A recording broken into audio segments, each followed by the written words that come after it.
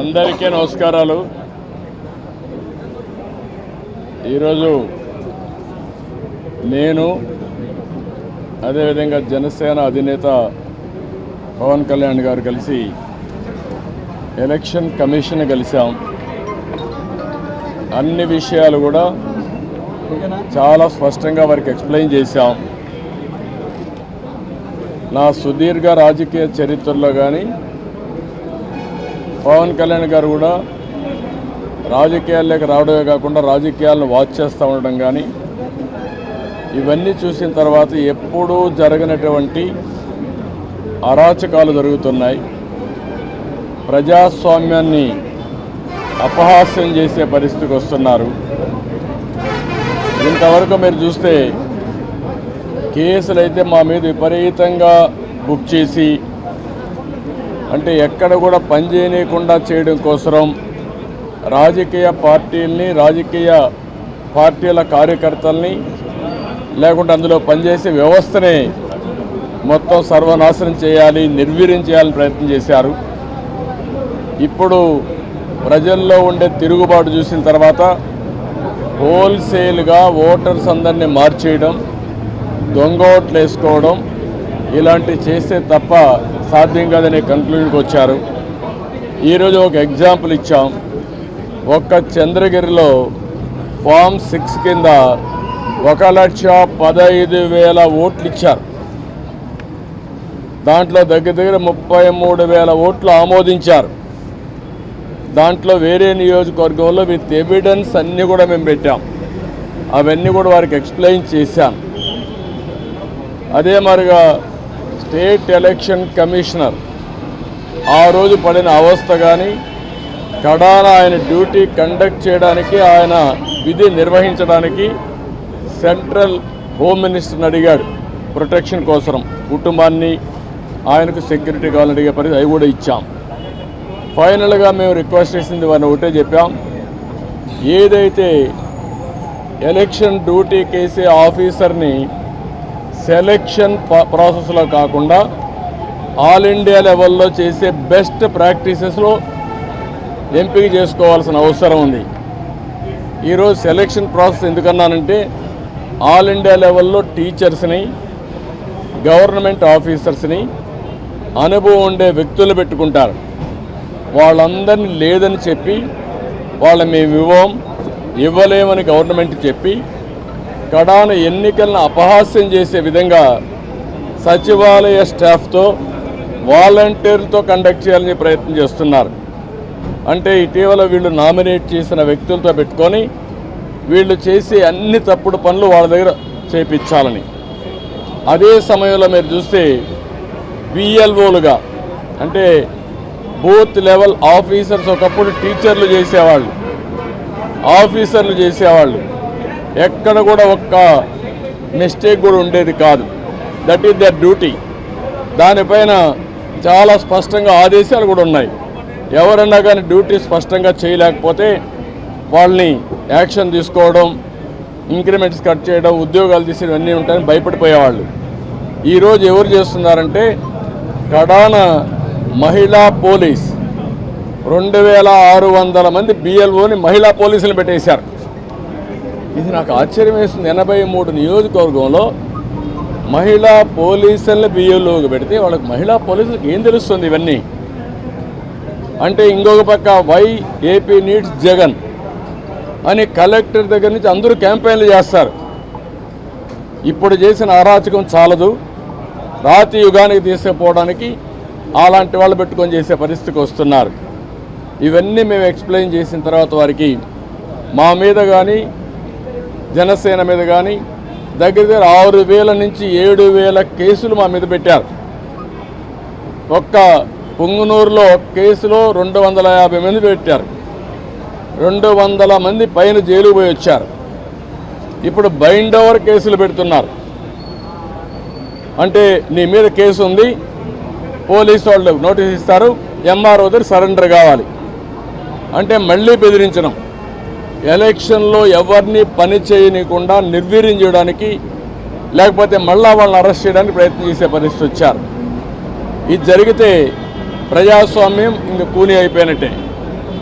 There is no democracy. నేను ఆ విషయం చెప్పాను.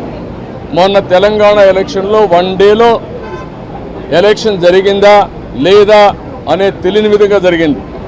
అంత స్మూత్గా జరిగింది, ప్రాసెస్ కూడా పర్ఫెక్ట్గా జరిగింది. ఈరోజు ఆంధ్రప్రదేశ్లో అక్కడ ఇంత ఓటర్స్ ఎన్యూమరేషన్ ఫ్రాడ్ జరిగిందని, బిఎల్ఓలు తప్పులు చేశారని, టీచర్లు తీసేశారని ఎక్కడ కంప్లైంట్స్ లేవు. భారతదేశ చరిత్రలో ఫస్ట్ టైం ఇవన్నీ వస్తున్నాయి. మేమన్నీ డీటెయిల్డ్గా ఎక్స్ప్లెయిన్ చేశాం. ఓపికగా విన్నారు, చాలా ఫర్మ్గా కూడా చెప్పారు. మేము ప్రజాస్వామ్యాన్ని కాపాడడానికి అన్ని విధాల ప్రయత్నం చేస్తాం, ఎక్కడ కాంప్రమైజ్ కాం, రిజల్ట్స్ మీరే చూస్తారని వారు హామీ ఇచ్చారు. వారు ఇచ్చిన హామీతో నేను ఒకటే అనుకుంటున్నాను, ఎలక్షన్ కమిషన్ అవసరమైతే సెంట్రల్ పోలీస్ అబ్జర్వర్స్ని పంపించాలి, సెపరేట్ సెల్ పెట్టాలి. అవన్నీ పెట్టి ఎక్కడికక్కడ మానిటర్ చేసి ఎలాంటి అవకతవకలు జరగకుండా ఇప్పుడు ఫైనల్ లిస్ట్ వచ్చే కొందికి వినపడలేదా?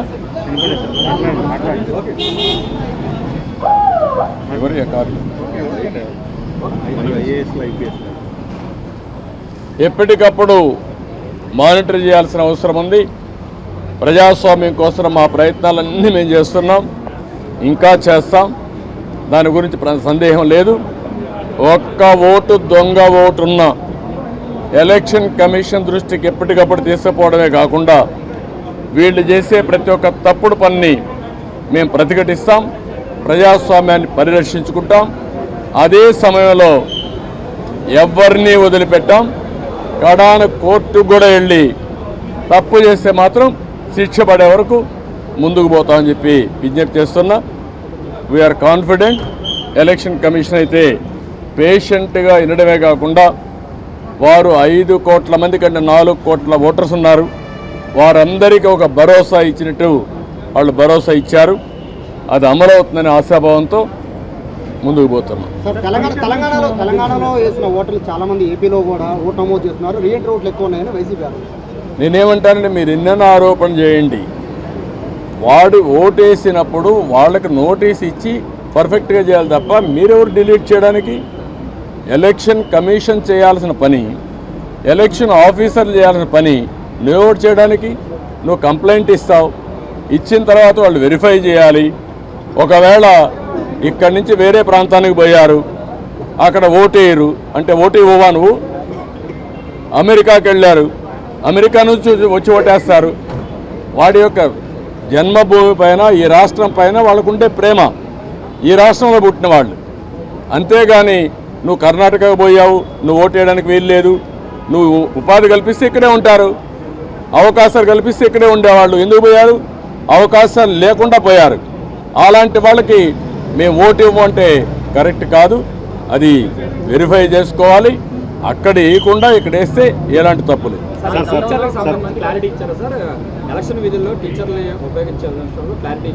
నేను అన్నీ చెప్పిన తర్వాత వారు విన్నారు, చేస్తామనే విధంగా చెప్పారు. ఎట్టి పరిస్థితుల్లో సచివాలయ స్టాఫ్ వేయడం కరెక్ట్ కాదు.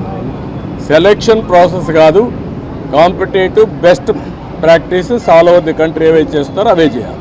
ఇప్పుడు ఎలక్షన్ CEO మీకు నిన్న లెటర్ రాసింది పార్టీకి, మీరు గతంలో దాని మీద మీరు సాటిస్ఫై అయ్యారా? లేదు, దాని మీద కూడా మేము చెప్పాం, నిన్నే పంపించారు, మేము వెరిఫై చేసుకున్నాం, మళ్ళీ మీ దృష్టి తీసుకొస్తామని చెప్పి. కొంతమంది కలెక్టర్ల మీద మీరు ఢిల్లీ వెళ్ళినప్పుడు కంప్లైంట్ చేశారు, ఇప్పుడు దాని మీద మళ్ళీ ఎంతవరకు యాక్షన్స్ లేవు అని పార్టీ ఏం చేయబోతున్నారు? ఈరోజు కూడా మళ్ళీ మేము చెప్పాం, ప్రతి ఒక్క ఆఫీసర్ పైన మేము స్పెసిఫిక్ ఎవిడెన్స్ ఇచ్చాం, దానిపైన లాజికల్గా యాక్షన్ తీసుకోవాలి, క్రిమినల్ ప్రాసిక్యూషన్ కూడా చేయాలి. సార్, ఇది అంతా తిరుపతి ఎంపీ ఎలక్షన్ నుంచి, బై ఎలక్షన్ నుంచే ఇది స్టార్ట్ అయింది సార్, ఫోకస్ అయింది కూడా. కానీ 2 years అయినా దీని మీద అవి కూడా ఇచ్చాం. మరి తిరుపతి బై ఎలక్షన్లో జరిగింది, గ్రాడ్యుయేట్స్ కాన్స్టిట్యున్సీ ఎలక్షన్లో జరిగింది, 2019 జరిగాయి. జరిగిన తర్వాత మీరు యాక్షన్ తీసుకోలేదు కాబట్టి వీళ్ళు ఏమీ కాదని ధైర్యంతో ఉన్నారు. నేను ఈ విషయం కూడా అది చెప్పింది, ఎలక్షన్ కమిషన్ అనేది ప్రాసిక్యూట్ చేయడానికి కూడా మీకు అధికారం ఉంది. ఇమ్మీడియట్గా మీరు అవన్నీ చేస్తే భయపడతారు. మొత్తం 1,30,000 వచ్చింది, ఫామ్ 7 కానీ అన్ని, బట్ దాంట్లో 25,000 యాక్సెప్ట్ చేశారని, బట్ మిగతా మిగతా వాటికి సంబంధించి ఈ రోజు వరకు యాక్షన్ లేదు అని చెప్పి అక్కడ నాని వాళ్ళు అమర్ మీద దాని మీద ఏమైనా ఆ విషయం కూడా వారికి చెప్పాను. ఆయన అరెస్ట్ చేశారు. ఎవరైతే ఓటర్స్ బోగస్ ఉన్నాయని చెప్పి ఎక్కడికక్కడ పోరాడుతూ ఉంటే అది కరెక్ట్ చేయకుండా అతను అరెస్ట్ చేయడం అనేది ఎక్కడికి పోతానని చెప్పి అడిగాను. ఆ డీటెయిల్స్ కూడా వారికి ఇచ్చాం. ఆ రిప్రజెంటేషన్ నాకు వచ్చింది. వెరిఫికేషన్తో సహా మొత్తం డీటెయిల్స్ ఇచ్చాం. ఏ ఓటు ఎక్కడ వెరిఫై చేశారు, డూప్లికేషన్స్ ఎక్కడున్నాయి, సర్నేములు కానీ ఇవన్నీ, ఫోటోలు ఎక్కడున్నాయి, వేరే కాన్స్టిట్యూన్సీలు ఎక్కడున్నారు, ఆ డీటెయిల్స్ అని వారికి హ్యాండ్ ఓవర్ చేయడం. సార్, మీరు గతంలో సీఈఓ గారికి 8 జిల్లాల కలెక్టర్లు కూడా సహకరిస్తున్నారు ప్రభుత్వానికి అని ఫిర్యాదు ఇచ్చారు. దాని మీద ఏమైనా యాక్షన్ తీసుకున్నారో అది ఏమైనా గైడెన్స్ ఇచ్చారా? వారు చెప్పింది ఏంటంటే మేము ఇంతవరకు కొన్ని యాక్షన్స్ తీసుకున్నాం, మళ్ళీ మీకు కమ్యూనికేట్ చేశాం. మళ్ళీ మీకు ఏదైనా గ్రీవెన్స్ ఉంటే మేము చెప్పాము, మళ్ళీ ఎప్పుడెప్పుడు చెప్తామంటే నిన్నే ఇచ్చారు కాబట్టి మీరు చూసి చెప్పన్నారు. డెఫినెట్గా మళ్ళీ కంప్లైంట్ చేస్తాను. నేను ఒకటే చెప్పాను, ఆల్ ఆఫీసర్స్ బెదిరింపులు భయభ్రాంతులు చేస్తున్నారు.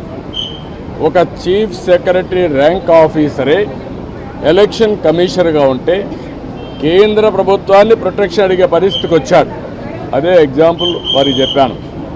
ఇప్పుడు ప్రతి ఒక్క ఆఫీసర్ మీద, అది కలెక్టర్ కావచ్చు, ఎస్పీ కావచ్చు, కింద ఆఫీసర్లు కావచ్చు, బెదిరించడం, బ్లాక్మెయిల్ చేయడం, ఒకవేళ కానీ వినకపోతే కేసులు పెట్టడం, అరెస్ట్ చేస్తాం, థ్రెటన్ చేయడం, ఇవే జరుగుతున్నాయి. ఇలాంటి జరిగినప్పుడు మీరు ఫర్మ్గా ఉంటే తప్ప ఇక్కడ ఫెయిర్ ఎలక్షన్ జరగవని చాలా స్పష్టంగా చెప్పారు. సార్, అసలు టైం సరిపోతుంది అంటారు. అంటే చర్యలు తీసుకోవడానికి ఇంకా ఎక్కువ రోజులు ఉంది. అసలు వీళ్ళు తీసుకునే అవకాశం ఉందంటారా? అంటే మీరు ఒకటి గుర్తుపెట్టుకోవాలి, ఎలక్షన్లు 2 నెలలే ఉంది. ఎలక్షన్ ప్రాసెస్ స్టార్ట్ అయిపోయింది, ఎన్యూమరేషన్ అయిపోయింది, ఓటర్స్ వెరిఫికేషన్ అయిపోయింది. ఆ డేట్ కూడా ఈ నెల 24వ తారీఖు డేట్ కూడా ఇచ్చేశారు. ఇవన్నీ అయినాయి. కానీ ఫర్మ్గా ప్రతి ఒక్కటి ఎలక్షన్ కమిషన్ కానీ అనుకోకపోతే ఇంకా స్లిప్ అయ్యే అవకాశం ఉంటుంది. టైం ఇంకా మీకు తిరిగి రాదు. Election day is decided, polling day is decided, counting day కూడా డిసైడ్ అయిపోతుంది 2-3 రోజుల్లో. అది కాదు ఇక్కడ ఇష్యూ. వీళ్ళు ఎంత ఫర్మ్గా ఇప్పుడు ఇంతవరకు చేసిన ప్రాసెస్ ఎట్లుందో చూడడానికి వచ్చారు. ప్రిపేర్డ్నెస్, ఆ ప్రిపేర్డ్నెస్లో ఏం చేయబోతున్నారో, ఏం జరిగిందో అన్నీ మేము మా యొక్క అబ్జర్వేషన్స్ కానీ, మాకుండే బాధలు కానీ, ఇక్కడ జరిగిన విషయాలు కానీ చాలా స్పష్టంగా వారికి ఎక్స్ప్లెయిన్ చేశాం. Now it is the duty of the election commission to conduct free and fair poll. నేను అది కూడా చెప్పాను. ఒకప్పుడు ఎలక్షన్ కమిషన్ లేనప్పుడు కూడా నేను ఎన్నికల్లో పోటీ చేశాను. తర్వాత ఎలక్షన్ కమిషన్లు రాజ్యాంగబద్ధంగా వచ్చాయి. అప్పుడు కూడా ఇంత ఘోరాలు జరగలేదు. అందరికీ నా హృదయపూర్వక నమస్కారాలు. ఫస్ట్ టైం చాలా కాలం తర్వాత ఫుల్ ఎలక్షన్ కమిషన్ రావడం దాని తాలూకు సీరియస్నెస్ తెలియజేస్తూ ఉంది. ముఖ్యంగా ఆంధ్రప్రదేశ్ ఎన్నికలు చాలా ప్రజాస్వామ్యబద్ధంగా జరగాలి అని కేంద్రం ఎన్నికల సంఘం మన నిర్ణయం తీసుకున్నందువల్లే ఈ రోజున ఫుల్ ఎలక్షన్ కమిషన్ ఆంధ్రప్రదేశ్ విజయవాడలో రావడం జరిగింది. చంద్రబాబు గారు తెలుగుదేశం పార్టీ నుంచి 3 సార్లు ముఖ్యమంత్రిగా పనిచేశారు, ప్రతిపక్ష నాయకులుగా ఉన్నారు. ఆయన సుదీర్ఘమైన అనుభవంలో కూడా నేను ఎన్నిసార్లు ముఖ్యమంత్రిగా ఉన్నప్పుడు కూడా ఎలా జరిగినాయని చాలా బాగా వివరించారు.